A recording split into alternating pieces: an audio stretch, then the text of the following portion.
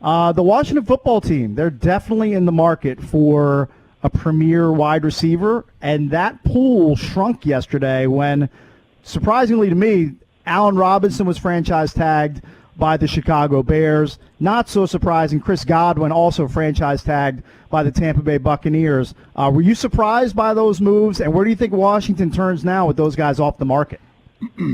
I wasn't. I'm based out of Chicago, and so a lot of the talk around here has been that, look, he needed to stay, or they basically had you, me, and a guy off the street as a three wide receiver set. So I'm not shocked that he was tagged, although I think he's not happy about it, and that's going to be a very interesting storyline to watch.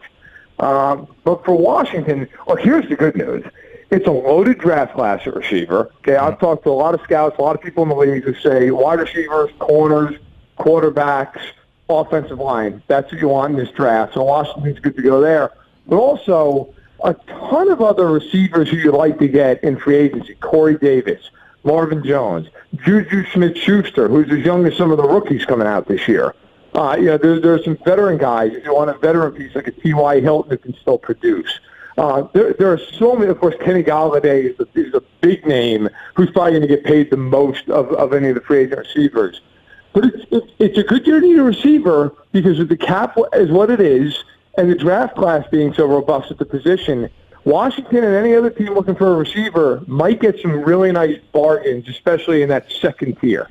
Matt, you touched on Golladay there. It really seems like that relationship soured during this past season. He had the hip injury, and then there were rumors that he was healthy but didn't want to play because he was unhappy with his deal there in Detroit, and now he's not franchise tagged by the team. What's his personality like? I don't think he's a bad apple. He seems like a pretty good dude, but it was clear that relationship between Golladay and the Lions has run its course. Yeah, I think that's a fair characterization. Like I've never heard anything bad about Kenny Golladay, the person. I think it was more a case of, look, the Lions have been a dysfunctional organization for a while, a losing culture. He had a career there where he gets drafted and then has a couple 1,000-yard seasons last year, as you mentioned, has the injury, only plays 5 games, was productive when he played, but then as he worked his way back, essentially the Lions were out of the race by October. So I think part of it for Golladay was, look, I'm not going to go out there and put myself through all this when I know realistically, A, we have no chance of making the playoffs, B, I'm probably hitting the market next year. Now, a lot of people were surprised that Golladay didn't get tagged. I was not surprised. If you're the Lions, this is a full-blown rebuild. He would not have been happy if he was tagged. They could have tagged and traded him, but I'm not shocked that they opted to just say, you know what, we're going to start fresh. We're going to go for a full-scale, couple-year rebuild. And he is the top receiver on the market. I think he's going to be the guy who you look at to set the market for this free agent class. And then behind him, it'll be Smith-Schuster, Corey Davis, and guys like that. Yeah, I was going to ask you what the pecking order is after those two guys were tagged. So you think Golladay is the first guy. Do you think he'll go quick? And do you think Washington will realistically be really interested in him? I think Washington will be interested because look, you have Terry McLaurin, who is a star receiver on a rookie deal. But it's no secret. Look, the upgrades for Washington have to be in the weaponry on offense. You've got to be able to find Logan Thomas, decent enough tight end. Antonio Gibson's a fun young running back.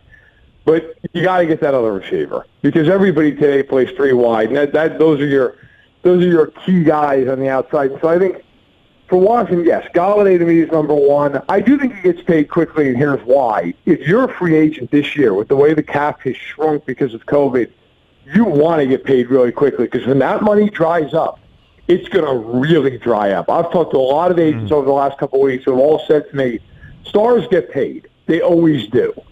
But those second-tier guys are going to take a bath in free agency. It's going to be a lot of one-year deals. It's going to be a lot of guys trying to reprove their market for next year. So if you're Golladay, a guy who is at the top of your class, so to speak, you want to get paid day one, day two. You do not want to be sitting there waiting and become Jadeveon Clowney last fall season. So I think he will go, and then I do think it's Davis, it's Smith-Schuster, it's Marvin Jones. There's a lot of guys. Like I said earlier, some veteran guys, T.Y. Hilton, Sammy Watkins.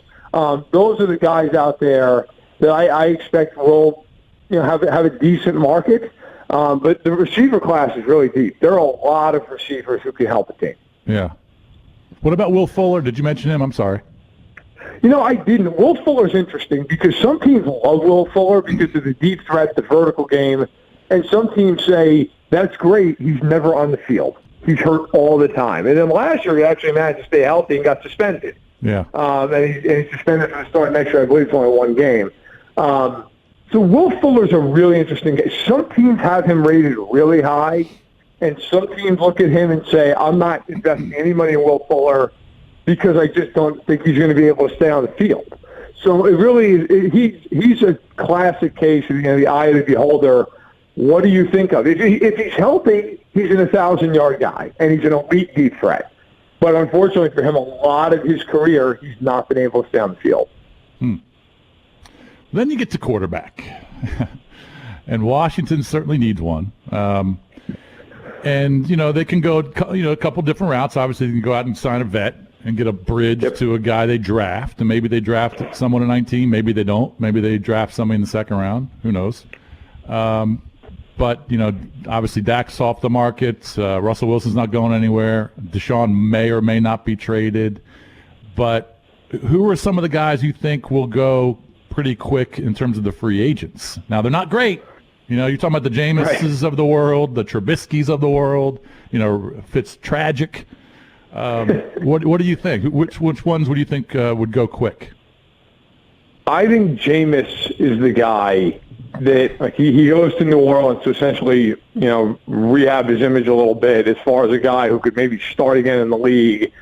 We're 1 year removed from him throwing for 5,000 yards and over 30 touchdowns. He also threw 30 picks, which is why he was a backup in New Orleans. But I think of all the guys you mentioned, and I think you hit on the right guys. I mean, he's probably the one that you'd say, look, he's got the most upside. I would also say, not that he's a free agent, but Sam Darnold to me and Gardner Minshew are guys to watch if I'm Washington. Right. Like if I'm Washington, I'm looking at this going, all right, I can get Sam Darnold for, I've sampled a handful of GMs on what he would cost, and most people seem to think a second-round pick. Like if I'm Washington, I'd say, look, I'll take a chance on a guy who's still, by the way, only 23 years old. Bring him in. He'd have a real head coach. He would have Terry McLaurin, Gibson, maybe another receiver on a team that is ascending. And if it doesn't work, he's costing you nothing but the second-round pick. He's not a financial burden like Wentz is in Indianapolis. You could move on. Minshew is another guy. Look, he's about to be an extra part in Jacksonville. So what would he cost? I mean, here's a guy who, in his career in Jacksonville, has thrown 27 touchdowns and 11 picks. Thank you. Gardner Minshew to me, if I'm Washington, I'm calling them every day. You want a third-round pick? We'll give you a third-round pick. Cakes, who's been saying this? You've been leading the charge, EB. I've been on team Minshew mania Minshew for like 2 months now, and everyone mocks me. I agree with you 100%, man. I didn't mock you. I don't hate it. I mean, I look at Gardner Minshew, and maybe I'm crazy, but I look at him and say, you're telling me he couldn't be Derek Carr at some point in his career? And Derek Carr, people mock Derek Carr. Derek Carr is the 12th best quarterback in the NFL. Like, you do a lot worse. You'd kill for that. And I look at him, and again, if it doesn't work, okay, fine. Then you just go draft a guy. But Gardner Minshew, he's not going to cost you anything. The Colts are all in on Wentz. If Wentz doesn't work, it's cap hits. It's $34 million this year. It's everything else. Right. Gardner Minshew or Sam Darnold, it's cheap. But if they don't go that route yet, I think then it's Winston. Does Cam Newton? Does that get anybody happy? I think after what we saw in New England last year, I think that's a hard sell, even though he's got that connection to Rivera. But what about Bridgewater? I would try to trade. What about Bridgewater? Because of the connection with Scott Turner, who I guess was there in Minnesota when he was drafted. There are some connections there. Yeah. Look, you know what? Bridgewater's a good quarterback. He's a solid bridge guy. Carolina is clearly in the market to draft the quarterback. They pick 8th. Could they at that point get a Justin Fields or a Trey Lance? Certainly they could get Mac Jones, I would think. So that's possible. To get him, though, you might have to wait till after the draft because Carolina's probably not going to move off him until they know for a fact that they've got one of these kids in the draft. But it is possible, and I think that would actually be a nice move for Washington. I think he would be an upgrade over anybody who played quarterback there last year. Right. But it's going to be interesting. I mean, Washington, the one curse of winning that division is you're picking in the 20s now. So, right. I mean, that's the only thing. But I think there's going to be options for them to get better at that position, even if it's just marginally, even if it's just a bridge for future years. Joined by Matt Verderame, fan-sided NFL reporter, host of Stacking the Box podcast. Are we going to see more quarterbacks do what Dak Prescott did? He basically went to the Kirk Cousins school of fleecing the front office, play the franchise tag game until you move in for the big kill like he did, where he gets $126 million guaranteed. He's going to make $75 million in real money next year. We're going to see more of that going forward with the elite quarterbacks. It's possible. Look, if you're a quarterback who's going to be tagged, you're at a point now where you're going to get a $30 million check for 1 year. And I get it. That's not $150 million and 120 guaranteed, but that's a pretty good chunk of change. And it at least makes that bet more palatable and somewhat worthwhile. Now, Dak's a really interesting case, I think will be historically, because he goes on the tag, and everybody always says, well, if you go on the tag, the one risk you run, injury. Well, he has a brutal injury, and he still got paid.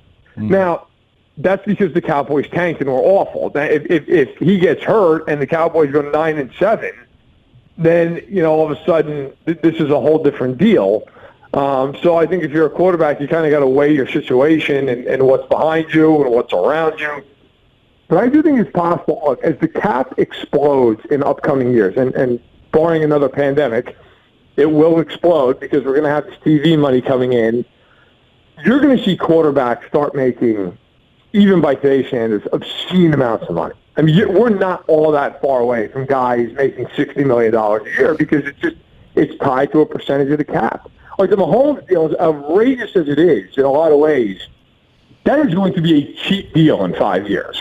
And I think because of that, you are going to see guys, they're going to be more willing to take that franchise tag money at quarterback because it's just so astronomical, even though it's only 1 year. Right. I mean, if Trevor Lawrence has a good 3 or 4 years, just wait till he gets tagged, and what that value is going to be, right? I think realistically, by the end of the decade, there's some people in the league who think the cap will be anywhere between $350 and $400 million by the end of the decade, by the end of the current CBA deal. If that happens, and you keep the percentage of the cap that top quarterbacks are getting right now, it's about 17 or 18%. You're going to be looking at a situation where guys are getting close to $70 million a year as a top-line quarterback. I mean, if for anyone who doesn't know, I mean, the tag is just the average of the top 5 guys at the position. Right. So you're going to have guys getting tagged for $65 million. Like if you're getting tagged for $65 million, I don't care who you are, you're probably okay with that compared to the corner who gets tagged for $14 million. Yeah, isn't that nuts? That's just crazy. You can live on $65 million. Yeah, I think you could.